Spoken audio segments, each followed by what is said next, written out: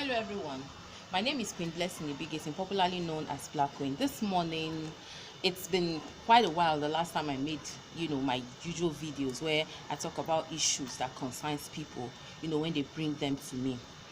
Okay, so this one is very interesting, which is why I'm going to be talking about it today. I'm going to try to, point out some of the points she made, the lady that contacted me made, and my response to those points.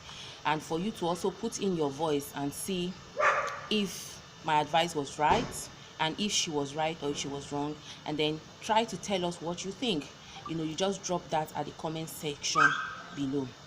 Okay, so yesterday a lady contacted me from Europe. She's been following me for a very long time.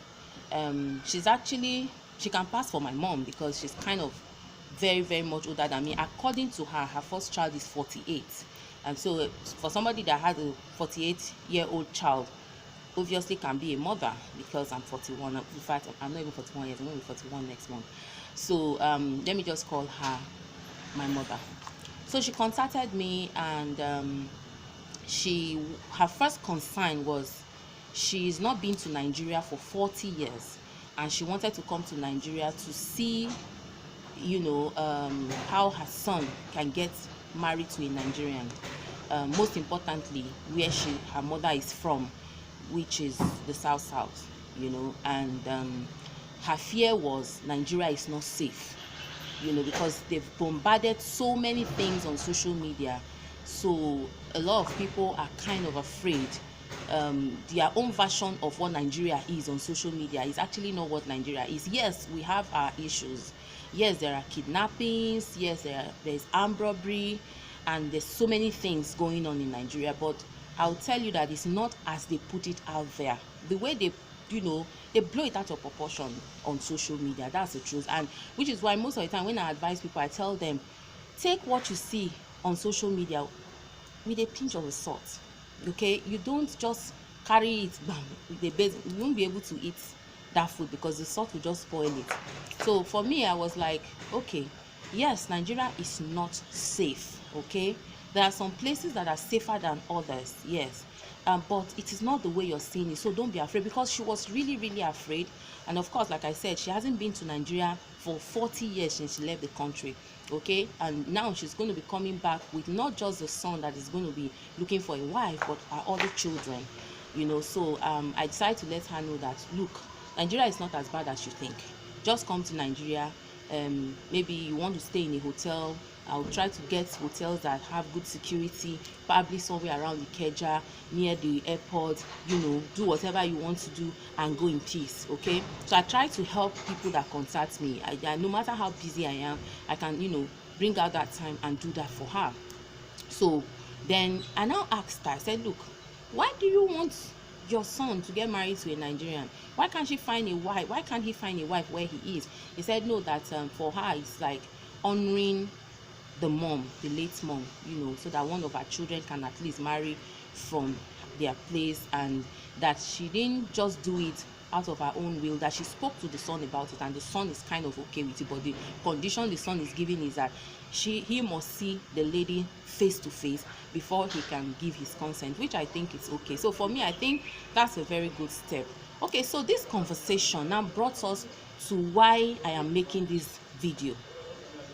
And then she went on to say there are no virgins in Nigeria, that all the girls in Nigeria, and there's no virgin, that when she was in Nigeria they were virgin. Now remember, she's talking about 40 years ago, and that they were virgin, things were good, that these days Nigerian girls don't want to work, they want bone straight hair, they want Maltina, they want food, a plate of food, they sell their body, they sleep with men, she went on, and we kept doing this voice note back and front.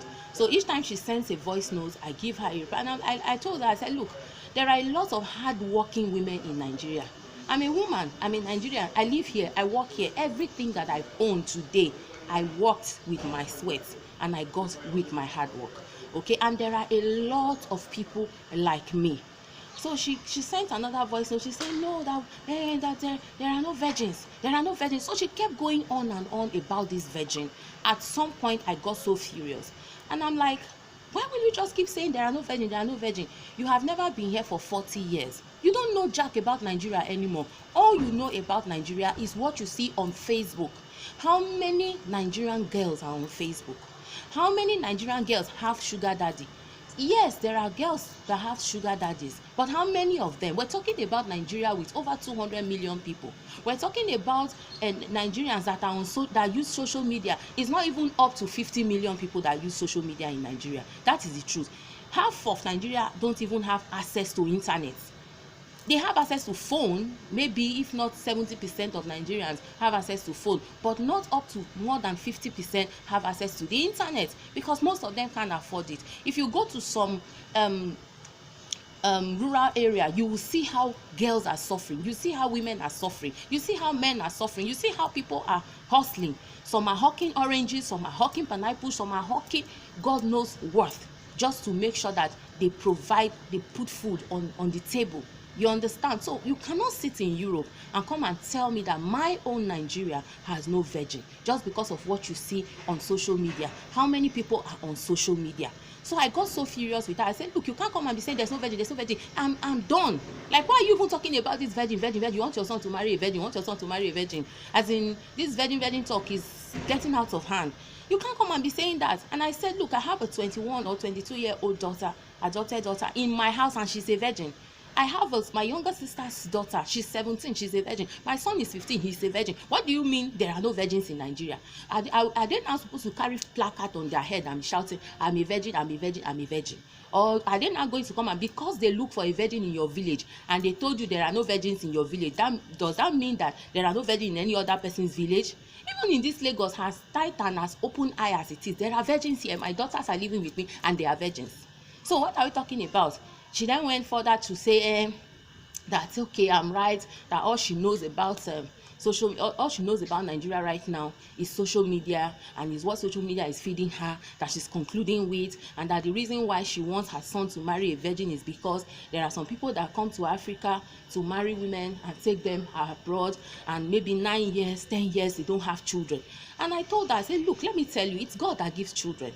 I have seen a virgin, a friend of mine, she married as a virgin, okay? And as I speak to you now, 15 years of marriage, she does not have an issue. She has never even had a miscarriage, but she married her husband as a virgin, untouched, okay? Now, I have seen people who aborted more than 10 times. As we speak, I know of one who has more than 6 children right now. In fact, she had the 7th baby 2 years ago. We were the ones now telling her, but wetin happen, you don't do 7 children for this economy. You know the thing. You understand? So the way we see her, I don't think she's even stopping. She might have more, and this is somebody that has aborted. If you sit down with her, she will tell you she aborted more than 10 times. So at the end of the day, it really has nothing to do with whether you are a virgin. Some people are virgins, they marry, they don't have issues. Some marry, they have children. Some have aborted, they marry, they have children. Some have aborted once, they marry, no children. Some have never even tried abortion in their life. Not to forget about abortion in the real sense. Even taking medicine to say, I want this baby to go, it's just 2 weeks or 1 week. They have not tried it, and they've never been pregnant after, during their marriage and everything. So we see these things all the time. Don't forget that I deal with a lot of women, so I know what I'm talking about. So when I now said this to her, she then said, oh, it's true that I shouldn't be angry, and she didn't mean it like that, it's just that since she's worried about her children. I said, look, and there's a point where I said to her in my voice note that I don't think you have a daughter, because if you have a daughter, you cannot keep talking about putting blame on girl child. According to her, she believed that the girl child is the problem. They are the ones who do not wait for them to get married before having sex. Okay, what about the boys that come to them with the banana biscuit and the malt like she's talking about? You understand? Do you think it's only sugar daddy that sleep with these girls? What about these boys? If you are training your boys well, or if we train our boys well, they too will wait to get married before sleeping with anybody. So if it is both, it's all of us that have this job to do. Whether you have a daughter or you have a son, we all have a job to do.